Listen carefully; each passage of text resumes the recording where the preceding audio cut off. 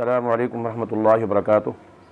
الحمدللہ رب العالمین والصلاة والسلام علی سید الانبیاء وخاتم المرسلین وعلی آلہ وصحبہ اجمعین ومن تبعہم بإحسان الی یوم الدین وبعد۔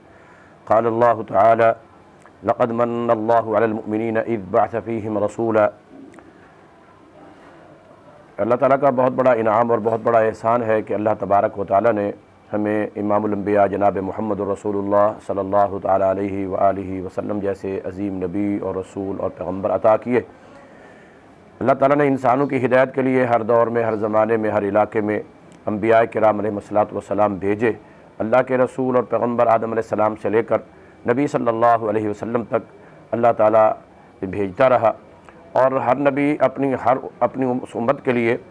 وہ ایک نمونہ ہوتے تھے۔ تو اسی طرح اللہ تبارک و تعالیٰ نے محمد الرسول اللہ صلی اللہ تعالیٰ علیہ وآلہ وسلم کو بھی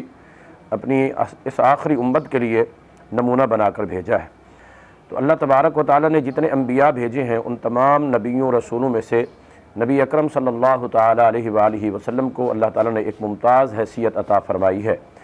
پہلے جو انبیاء گزرے ہیں ان انبیاء کو اللہ تعالیٰ نے کچھ عظمتیں، خصوصیات فرداً انفرادی طور پر عطا کی تھیں، اور وہ خصوصیات اور صفات اللہ تبارک و تعالیٰ نے امام الانبیاء محمد الرسول اللہ صلی اللہ علیہ وسلم میں یکجا جو ہیں وہ جمع فرما دی، اور کچھ اضافی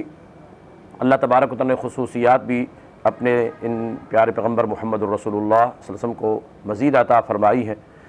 ان میں سے سب سے بڑی خصوصیت اور نبی صلی اللہ علیہ وسلم کی عظمت تو یہ ہے کہ ما کان محمد ابا احد من رجالکم ولکن رسول اللہ وخاتم النبیین، کہ اللہ تبارک و تعالیٰ نے محمد الرسول اللہ صلی اللہ تعالیٰ علیہ وآلہ وسلم کو اپنا آخری نبی بنا کر بھیجا ہے۔ اب قیامت تک کے لیے نبی اکرم صلی اللہ علیہ وسلم کی نبوت، رسالت اور شریعت یہی چلے گی۔ قیامت تک کے لیے کوئی اور نبی، کوئی اور رسول نہیں آ سکتا ہے۔ اور جیسا کہ نبی صلی اللہ علیہ وآلہ وسلم اللہ تعالیٰ کے نبیوں میں سے سب سے آخری نبی اور رسولوں میں سے سب سے آخری رسول، تو اللہ تعالیٰ نے محمد رسول اللہ صلی اللہ علیہ وسلم کو جو کتاب عطا کی یعنی قرآن کریم، وہ بھی آسمانی آخری کتاب ہے۔ اس کے بعد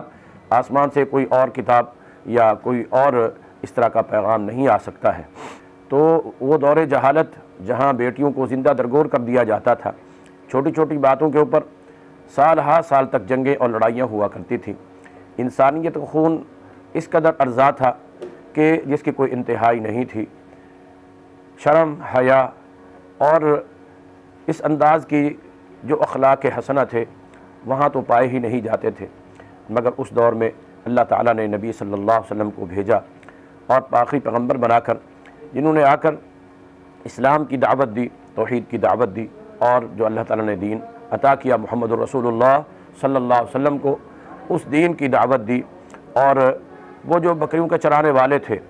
انہیں علماء اور محدث اور صحابہ کے مقام پر پہنچا دیا، اور وہ جو آپس میں قتل و غارت کے ایک دوسرے کے دشمن تھے انہیں اللہ تبارک و تعالیٰ نے آپس میں شیر و شکر بنا دیا۔ اور جس قدر بھی جہالتیں تھیں، ضلالتیں تھیں، اللہ تبارک و تعالیٰ نے وہ ساری کی ساری ضلالتیں اور گمراہیاں جو ہیں وہ ان کے جو گھٹا ٹوپ اندھیرے چھائے ہوئے تھے، اللہ تبارک و تعالیٰ نے وہ گھٹا ٹوپ اندھیرے ختم کر دیے۔ جو نور، جو روشنی، جو ہدایت اللہ تعالیٰ نے محمد الرسول اللہ صلی اللہ علیہ وسلم کو عطا کیا، تو نبی اکرم صلی اللہ تعالیٰ علیہ وآلہ وسلم نے اس نور کو پوری کائنات تک، پوری دنیا تک پہنچایا اور پھیلایا۔ وہی فکر، وہی درد جو نبی صلی اللہ علیہ وسلم کو امت کی خیر خواہی کا، انسانیت کی فلاح کا اور انسانیت کی نجات اور کامیابی کا وہ فکر جو جناب محمد الرسول اللہ صلی اللہ علیہ وسلم کو تھا، وہی فکر اور وہی جذبہ اپنانے کی ضرورت ہے۔ کہ دور حاضر میں جو مختلف فتنے ہیں، ان تمام فتنوں کا حل اور اس کی سرکوبی ہمیں جناب محمد الرسول اللہ صلی اللہ علیہ وسلم کی سیرت طیبہ سے اور اسوہ حسنہ سے اس کے بارے میں ہر قسم کی رہنمائی مل سکتی ہے۔ تو وہی اخلاق، وہی کردار، وہی سیرت اور وہی ہدایات اپنا کر ہم آج بھی اس دنیا کے اندر سرخرو اور کامیاب اور کامران ہو سکتے ہیں، اور اسی کے نتیجے میں ہی انشاءاللہ اللہ تعالی ہم سب کو آخرت میں بھی کامیابی اور کامرانی عطا فرمائے گا۔ وآخر دعوانا ان الحمدللہ رب العالمین۔